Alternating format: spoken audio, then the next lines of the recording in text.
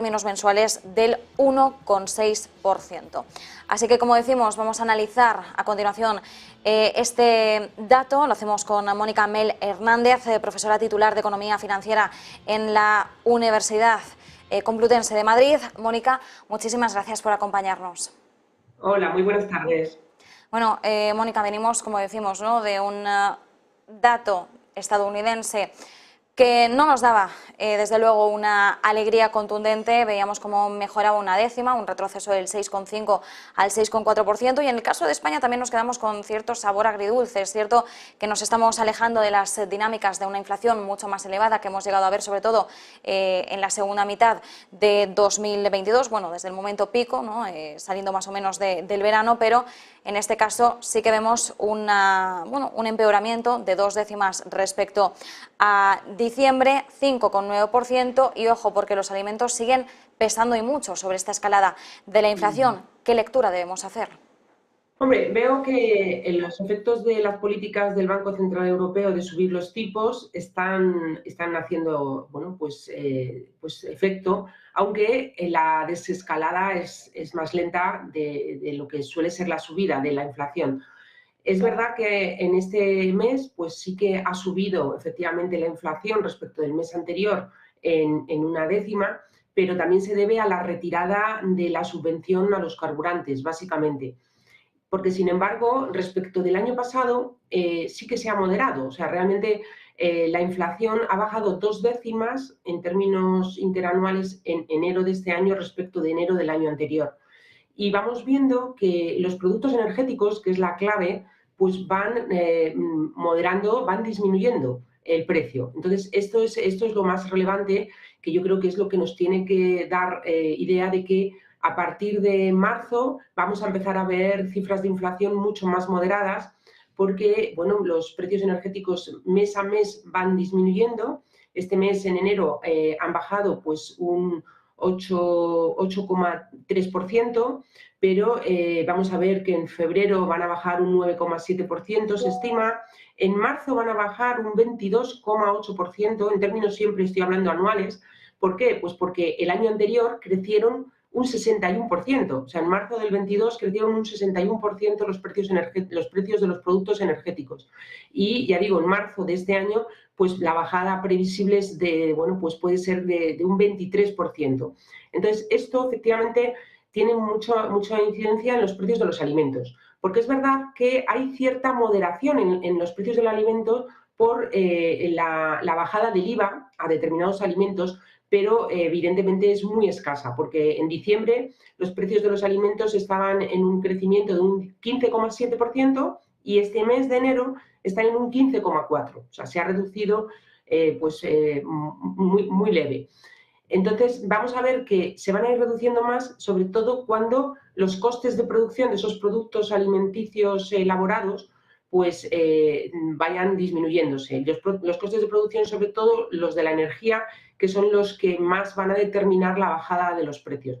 Por lo tanto, yo creo que si todo sigue como parece que indican también el mercado de futuros del gas, pues terminaremos el año con una inflación media en un 4,2%, en términos medios, digo. En diciembre, pues sí tendremos interanual un 5,5%, pero una inflación media de un 4,2%, yo veo que es, bueno, en esa senda que ya digo, bueno, pues que se va logrando por, bueno, pues los efectos de las distintas políticas, básicamente de la subida de tipos por parte del Banco Central Europeo.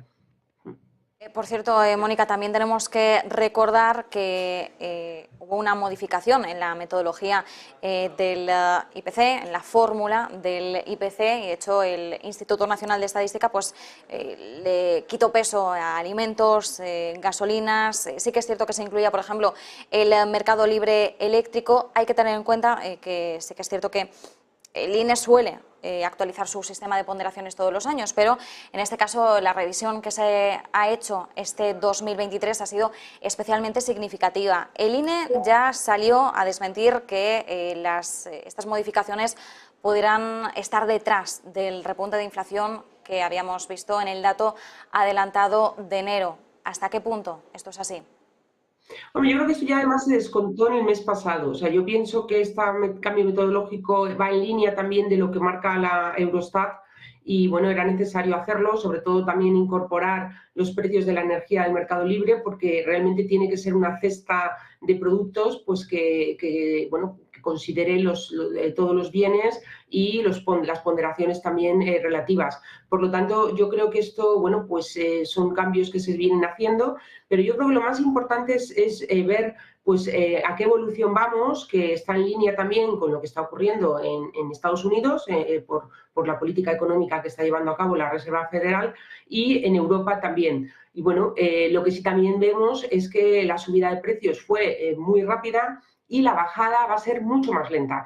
Y sobre todo también pues en los alimentos, ¿no? Porque, claro, los alimentos pues van a seguir en esos crecimientos de 2 dígitos pues prácticamente todo el año, ¿no? Porque es verdad que iremos a lo mejor en vez de a un 15,4 a un 13 o a un 12, pero son incrementos muy importantes de precios de alimentos que, bueno, pues va a costar el que se doblegue esta curva de los precios de la cesta de la compra.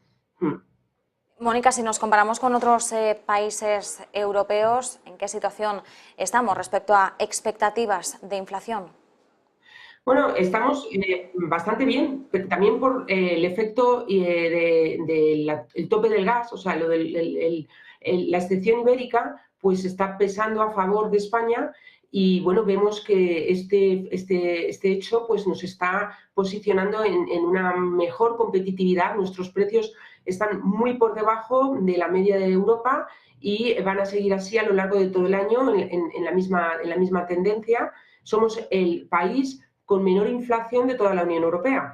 Entonces, bueno, esto es un dato positivo y, bueno, pues efectivamente mejora la competitividad y por eso también las exportaciones pues se están comportando muy bien en el caso de España, bueno, sorprendentemente, a pesar de la situación, y eso también está incidiendo en que, bueno, pues el crecimiento pues estemos también mejor que en otros países, ¿no? Este año hemos terminado en el 5,5, pero el año que viene ya están revisándose todas las previsiones de crecimiento que anteriormente estaban en el 2 y ya prácticamente todos los organismos internacionales y también nacionales dan un 2,5% de crecimiento este año y bueno, perdón, un 1,5% y no descartan tampoco que podamos llegar al 2, ¿no? O sea que yo creo que este es un buen dato de España, el hecho de tener la excepción ibérica y controlado los precios de la energía, porque esa ha sido realmente la causa de esta inflación.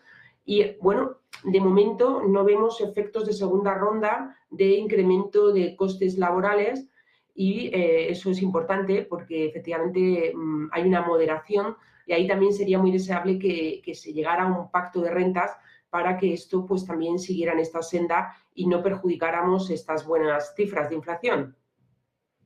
Pues nos quedamos con ese análisis, como siempre. Muchísimas gracias, Mónica, un placer. Un placer, hasta luego. Bueno, y Christine Lagarde